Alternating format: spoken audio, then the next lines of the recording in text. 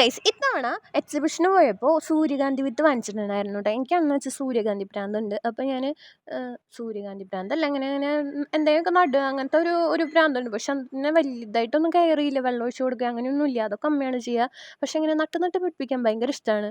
അപ്പം സൂര്യകാന്തി നടണമെന്ന് ആഗ്രഹം ഉണ്ടായിരുന്നു. അപ്പോൾ എക്സിബിഷന് പോയപ്പോൾ സൂര്യകാന്തി വിത്ത് അവിടെ ഉണ്ടായിരുന്നു കേട്ടോ. അപ്പോൾ അത് 20 രൂപ ഉണ്ടായിരുന്നുള്ളൂ. അപ്പോൾ അവിടെ നിന്ന് വാങ്ങിച്ചു. അപ്പോൾ ആ ചേട്ടൻ പറഞ്ഞു 2 മണിക്കൂർ വെള്ളത്തിലിട്ട് വെക്കാൻ പറഞ്ഞു.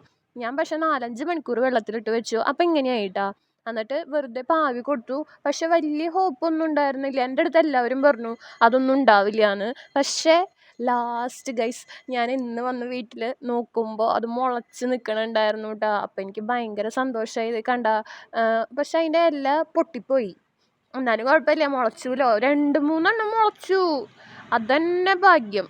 എനിക്ക് ഭയങ്കര സന്തോഷമായി. അപ്പോൾ അത്രയേ ഉള്ളൂ ഇന്നത്തെ വീഡിയോ. ടാറ്റാ.